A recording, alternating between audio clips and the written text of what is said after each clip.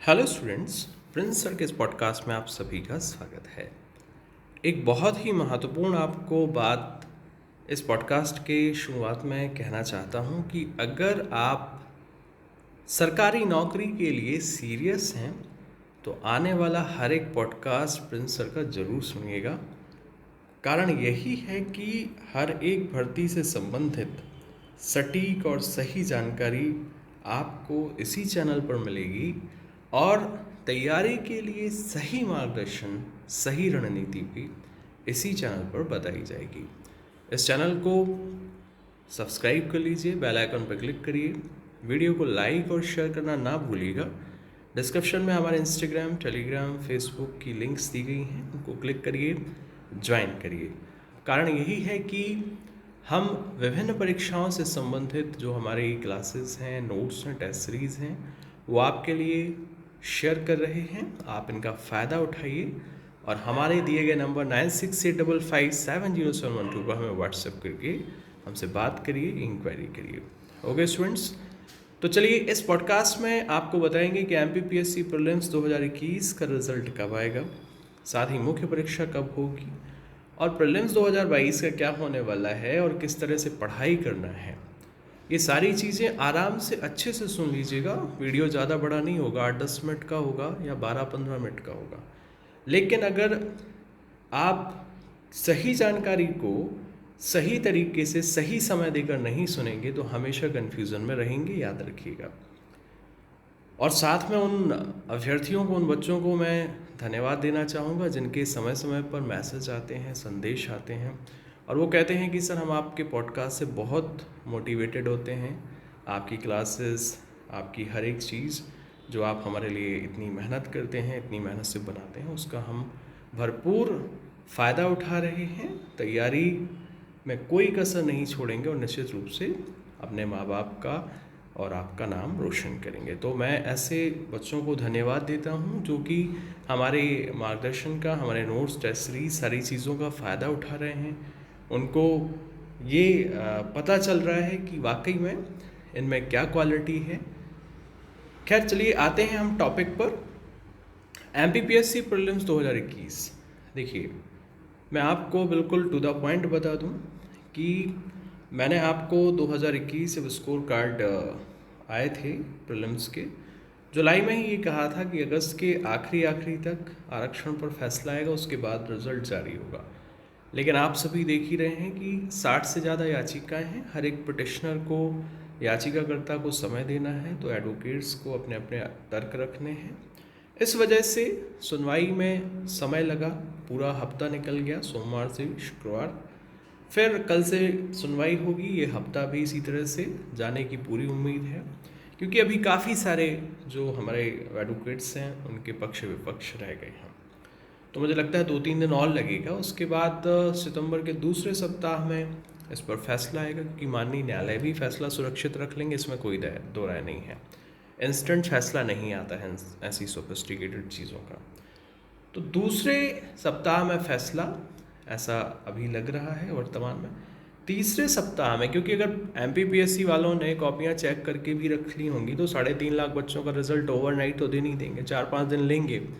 तो तीसरे सप्ताह में या चौथे सप्ताह के शुरुआत में प्रीलिम्स 2021 का रिजल्ट आएगा। तो मुख्य परीक्षा की जहाँ तक बात है, तो मुख्य परीक्षा आपको बता दें करवाने के लिए 90 दिन का समय देना है। तो अक्टूबर, नवंबर, दिसंबर के आखिरी में ये परीक्षा होगी, ऐसा मुझे लग रहा है। तो आपके पास मुख्य परीक्षा की तैयारी के लिए अभी भी 100 दिन से ज़्यादा का समय है क्योंकि एमपीपीएससी का कहना है कि प्रीलिम्स के रिजल्ट के बाद 90 दिन का समय मुख्य परीक्षा के लिए दिया जाएगा।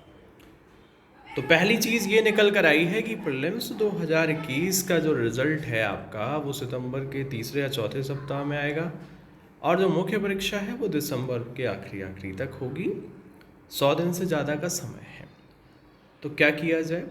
किया ये जाए कि जिन बच्चों के, मैंने वैसे ही पॉडकास्ट में आप लोगों को पहले अनुमान जता दिया था, फिर मैंने आप लोगों ने जो भी स्कोर कार्ड भेजे थे उन सारे बच्चों को कट ऑफ बता दिया था कि इस तरह से रहेगा। जिन्होंने नहीं भेजे हैं वो भेज कर पूछ सकते हैं ठीक है। हालांकि पब्लिकली मैंने कोई कट ऑफ मतलब ऑफिशियली कह लें कि मेरी तरफ से अपनी तरफ से कोई नहीं बनाया है, क्योंकि मैं यही सोच रहा था कि जिनको जानना है कट ऑफ वो मुझे अपना स्कोर कार्ड मैसेज करें, मैं उनको पर्सनली बता दूंगा।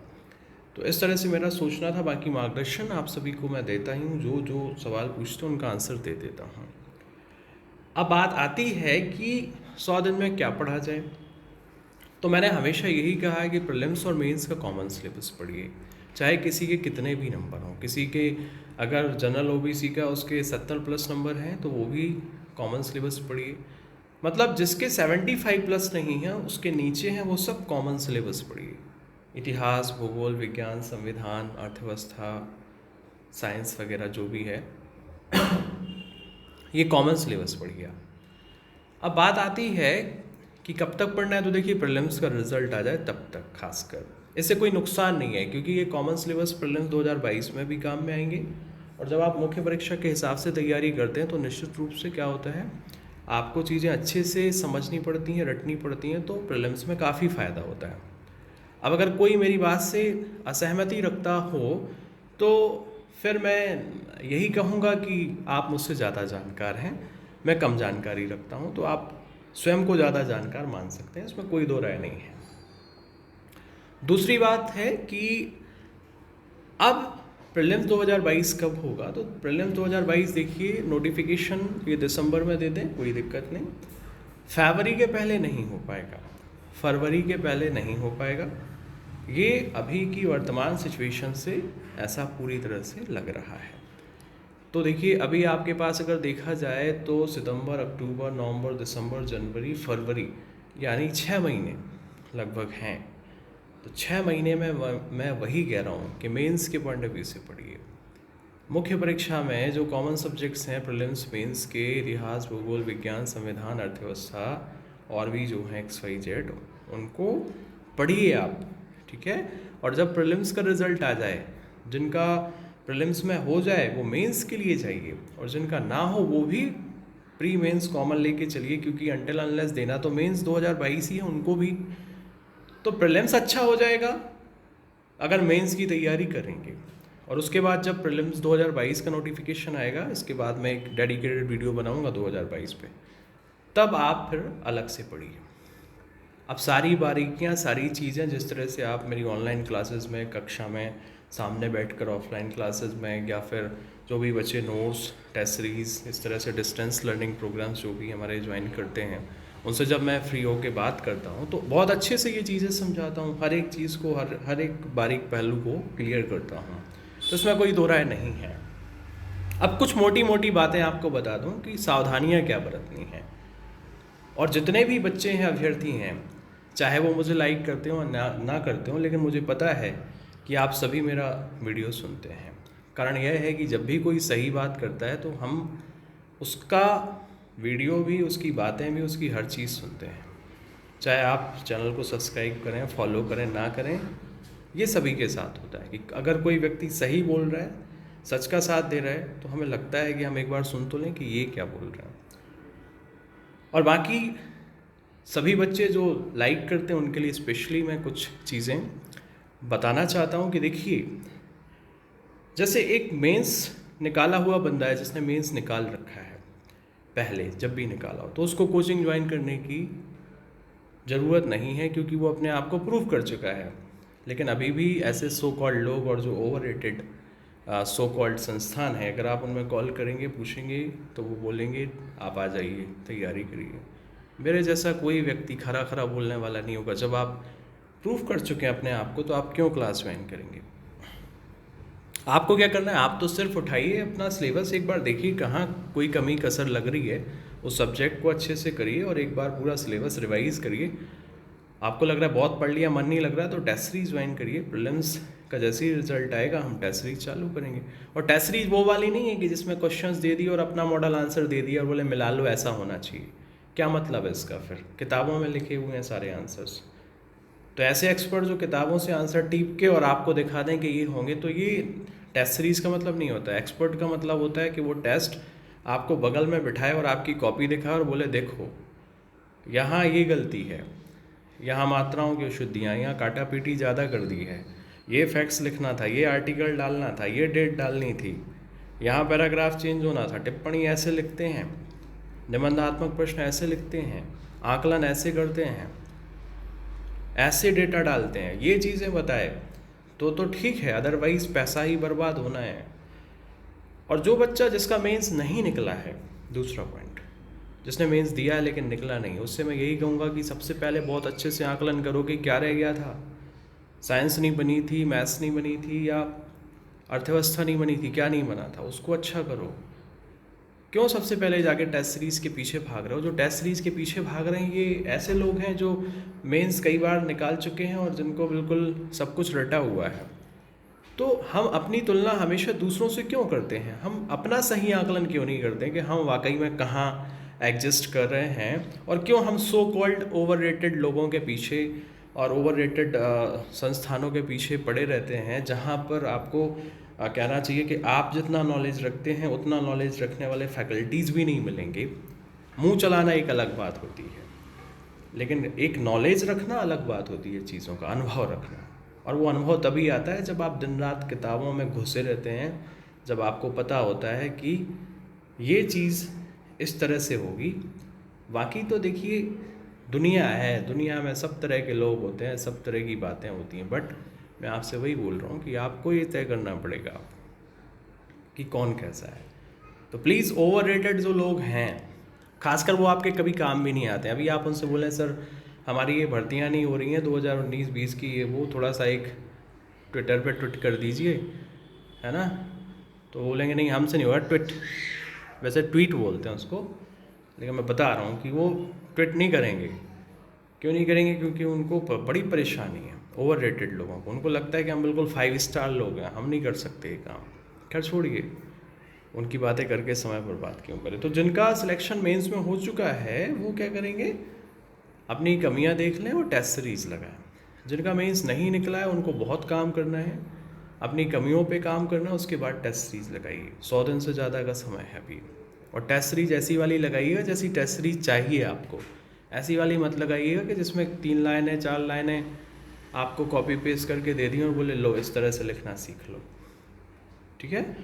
उसके बाद जो नए बच्चे हैं इनको खासकर ध्यान रखना है, जिनका पहली बार प्रीलिम्स निकलेगा। मेंस के लिए आप क्लासेस करो, 5-6 घंटे आपके जाएंगे, और ये तो हर व्यक्ति को पता होता है कि 5-6 घंटे जब आप क्लासेस में देते हैं तो घर पे आने के बाद कितना पढ़ते हैं, कितनी प्रैक्टिस करते हैं, कितनी आंसर राइटिंग लिखते हैं।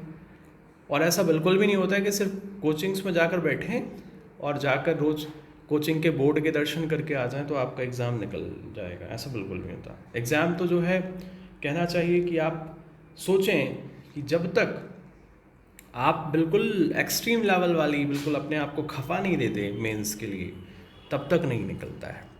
तो मैं यही कहूँगा कि elite studies Indore Prince sir का जो मार्गदर्शन है, बच्चों के जो फीडबैक हैं आपके सामने हैं, कोई ऐसी बात नहीं है कि इसमें कोई अतिशयोक्ति है। अभी देखिएगा जैसी रिजल्ट्स आएंगे, चीज़ें आएंगी बच्चों की मैसेज, समय समय पर बच्चे जो श्रेय देते रहते हैं क्लासेस के लिए, टेस्ट सीरीज़ के लिए, मोटिवेशन के लिए, वो मैं आपके साथ शेयर करता रहता हूँ, वो जस्टिफाई करता हूँ। ये बिल्कुल ऐसा है कि मान लीजिए जैसे कल के दिन आपका सिलेक्शन हो गया, फिर आपके पास मीडिया वाला आया, उन्होंने बोला आपने MPPSC निकाल लिया है, बहुत बढ़िया नंबर आए, तो आपने जस्टिफाई किया मैं ऐसे पढ़ता था, ऐसे पढ़ता था। तो उस टाइम पे तो नहीं बोलेगा ना कोई आपको कि भाई आप अपनी बड़ाई कर रहे हैं, वो आप अपने आप को जस्टिफाई करें, लोगों के सामने एग्जाम्पल सेट करें। ऐसी एक टीचर है, अगर वो अच्छा काम कर रहा है, उसके बच्चे तारीफ़ कर रहे हैं, उसकी लोग तारीफ़ कर रहे हैं, तो वो इसलिए शो ऑफ कर रहा है, दिखा रहा है। और आजकल का ज़माना तो वैसे भी दिखावे का है। मैं 2020 के पहले सोशल मीडिया पे नहीं था, कितने लोग जानते थे। जब मैंने अपने आप को सोशल मीडिया पे आकर दिखाना चालू किया, अपना प्रेजेंस दिया, तब बच्चे दौड़े दौड़े आए, बोले अरे कहाँ थे अब तक आप जैसा टीचर नहीं मिला। ऐसे बच्चों के कमेंट थे। तो ये मेरे लिए फ़क्र की बात है। अब किसी को अगर लगे कि तारीफ़ कर रहा हूँ मैं अपनी, तो मैं क्या कर सकता हूँ भाई। मैंने तो कल एक बढ़िया स्टेटस भी डाला था कि अगर आप अपनी आंखें बंद कर लेंगे, आंखों में पट्टी लगा लेंगे, तो बुराइयों के साथ साथ अच्छाइयाँ भी दिखनी बंद हो जाएंगी। तो ज़रूरत आंखों में पट्टी बांधने की नहीं है, ज़रूरत ये है कि हम ये सोचें समझें, क्योंकि ईश्वर ने हमें आंखें दी हैं, दिमाग दिया है, सब कुछ दे के भेजा है। हमको ये जज करना पड़ेगा कि हमें इस काबिल बना के भेजा है, कौन सही है कौन गलत है। और जब एक टीचर अपने आप को जस्टिफाई करता है तो इट डजंट मीन्स कि वो अपनी तारीफ कर रहा है। जैसे आप अपने आप को जस्टिफाई करते हैं वैसे ही मैं भी अपने आप को जस्टिफाई करता हूँ। तो आप अपनी तरह ही समझें कि जब आपको कोई अच्छा काम करने के बाद तारीफ़ करने का मन करता है कि मेरी कोई तारीफ़ करे या मेरी ये तारीफ़ हुई है तो मैं भी शेयर करूं, तो मुझे भी लगता है बच्चे मेरी तारीफ़ करते हैं सबके साथ शेयर करूं, सब देखें उसको। और इसलिए भी दिखाना ज़रूरी है कि जहाँ पर लाखों रुपए लूट रहे हैं आपसे, मैं तो बिल्कुल नहीं लूटता बच्चों को, साफ बोल रहा हूँ। मैंने बोला ना कि मेंस वाले को मैं कभी नहीं कहूँगा जिसने निकाला हुआ है क्लास करो, जिसने मेंस दिया है उसको कभी प्रीलिम्स की क्लास करने का नहीं बोलता कि प्रीलिम्स करो। हमेशा ही कहता हूँ ये नोट्स हैं, ये टेस्ट सीरीज़ हैं, देख लो क्या अच्छा लग रहा है। और आप मेरी टेस्ट सीरीज नोट्स को देखोगे तो 200% आपको समझ में आ जाएगा कि किस वजह से 4 साल लग गए, 5 साल लग गए। अगर यही चीज़ मुझे पहले साल मिल जाती, और जो बच्चा, ये गारंटी दे रहा हूँ रिटन में, और कोई अगर चाहे तो मैं यहाँ पर ओपन चैलेंज कर रहा हूँ कि मेरे साथ आप कॉन्ट्रैक्ट कर लीजिए कानूनी। अगर कोई बच्चा मेरे मार्गदर्शन में 2 साल तैयारी करे डेडिकेटेड और अपना 99% दे, 100% भी ना दे, मैं सिलेक्शन की गारंटी लेता हूँ उसकी ऑन पेपर। ये मैं दम रखता हूँ क्योंकि मैंने जिसको समझा दिया कि ऐसे तैयारी करो, अगर मैंने 100 को समझाया और अगर 5 बच्चों ने भी वैसी तैयारी कर ली तो 5 के 5 निकले हैं उसी अनुभव और उसी कहना चाहिए परिणाम की दम पर बोलता हूँ मैं। और मैं तो हमेशा कहता हूँ कि जो ओवररेटेड लोग हैं, सो कॉल्ड लोग हैं, कभी आ जाए मेरे बगल में बैठें, उनको पता चल जाएगा कि कितने किताबें उनने पढ़ी हैं और कितनी किताबें मैंने पढ़ रखी हैं, और कितना किस लेवल का उनको जानकारी हो, कितना किस लेवल की उनको जानकारी है। ये महिमा मंडन नहीं है, ये जस्टिफिकेशन है। चीज़ों को समझने की कोशिश करिए। खैर, तो ये चीज़ें थीं प्रीलिम्स 2021, मेंस 2021 और जो आपका प्रारंभिक परीक्षा 2022 है उसको लेकर मैंने कुछ चीज़ें समझाने की कोशिश की।